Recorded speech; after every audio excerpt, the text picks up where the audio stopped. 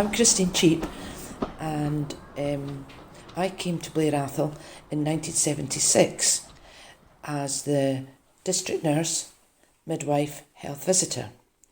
The district nurse's house was situated just in front or behind the railway. Well, it was behind the railway because we had to go across the level crossing to get to the house. The actual level crossing, we had to go across the level crossing to get to the house, which I must say I always thought was a funny place to build a house for the district nurse, because frequently you were stopped because of a train coming when the gates would be closed. Generally this was all right unless there was an emergency, and even at night. Now at night time there was a train about 2 o'clock in the morning, and for some unknown reason to me, this train would sit for ages. I mean, to me it would be half an hour. Couldn't believe it. I recall sort of having to go out at night, because in those days the job entailed us being on call 24 hours a day, and maybe someone called, they might have been going to have a baby, or somebody might have died. We'll go to the two extremes, and you would have to get across this level crossing. And I do recall one night I was stuck at this level crossing for ages, and I had to go up into the signal box and to say to the wee man, how long is this train going to be here? Because I had somebody who was dying and the family had phoned me. Oh, he said it'll not be that long, but he did nothing about it. The train was just still stopped.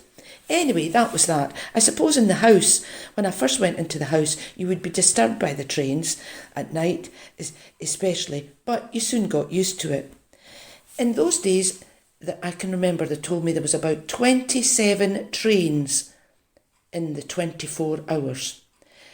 Such a change from today, but that was a lot of trains going up and down the line, which included goods trains and passenger trains.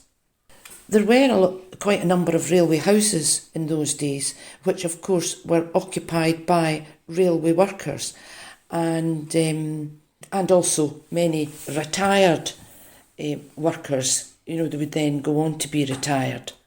In the station at that time, there was a man called Jimmy McBain, which other people will talk about, and he seemed to help folk on and off the trains, but he must have had a job of some sort and keeping the place tidy, and everybody knew Jimmy there, and of course he was married and had a family here as well.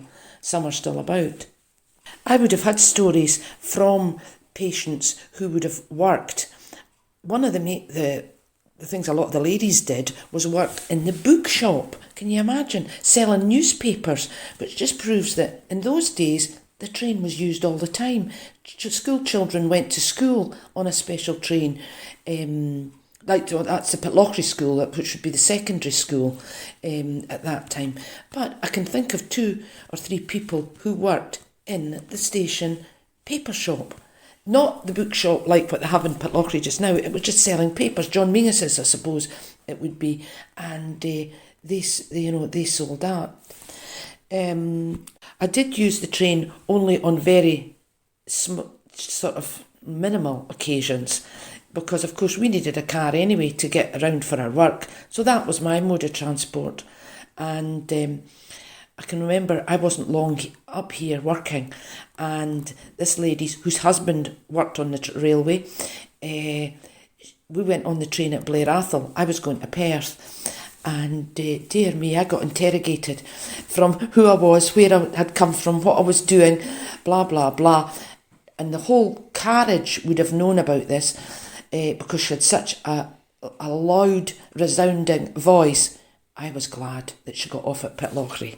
As time went on, trains were reduced in numbers, because in the village there were more cars, I would think, which there would be. I shouldn't say I would think, I would know that there was more cars, and people became more independent, deciding that they would then go to Pitlochry or Perth in their cars, especially for shopping, because shopping changed. Whereas before folk would buy a lot from the village stores, which people shopped in every day and got most of the shopping. And with the introduction of really more supermarkets, folk then decided to go to Perth. There weren't as many, there wasn't, the Co-op for instance wasn't in Pitlochry at that time, as I'm thinking about it. They would have to go away to Perth, and folk then shopped differently. They would go and shop for a week or a fortnight or whatever and take the car to Perth. And of course the road improved as well, the A9 improved. You weren't having to go through Pitlochry, through Dunkeld, Bankfoot, the whole way down. It was a long road from Perth up to here, but once the A9 was made and these places were bypassed, it's so quick now and folk just go there. So that was a big change for the village. The village also, going back 40 years ago, would be mostly local people, or some folk would marry into local families, especially those who worked in the hotel. The hotel employed a lot of girls, especially from the islands. They would come and work in hotels, and they in turn would marry local people. So, whereas nowadays there are so many, well, there's not a lot of new houses, but there are some new houses, and people are now buying houses from elsewhere and coming to live in the village.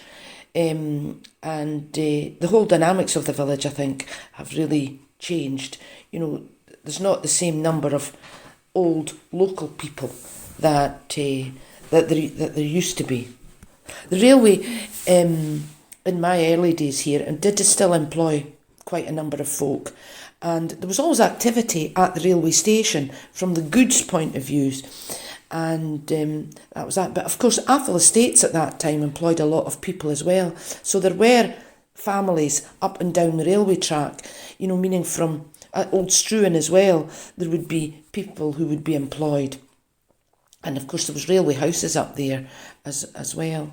Atholl Estates has also changed. They had the big forestry department. They had a lot of joiners, a lot of tradesmen, just generally tradesmen. And then there would also be the agricultural people. And I mean, up to today, there's not, well, I don't know how many there are, how many they employ, but certainly the numbers are much, much lower. And, by their houses, that in days gone by, it would always be employees or retired employees that were given Atholl Estates houses. Nowadays, if there's a house vacant for renting, other people can be allocated these houses, and of course the houses are being sold. So there is a big difference in the village, who stays in the village, what they do in the village. It's really tourism is the main employer now. The other thing I'm just remembering is that the signal box had a telephone. And it's not the first time that there might have been an emergency nearby the signal box. And if there was any emergency, that's where people would run to the signal box, because there was limited number of phones in houses. And you would run to the signal box, ask the man to phone for an ambulance or to phone the surgery to get help. And that happened on a few occasions.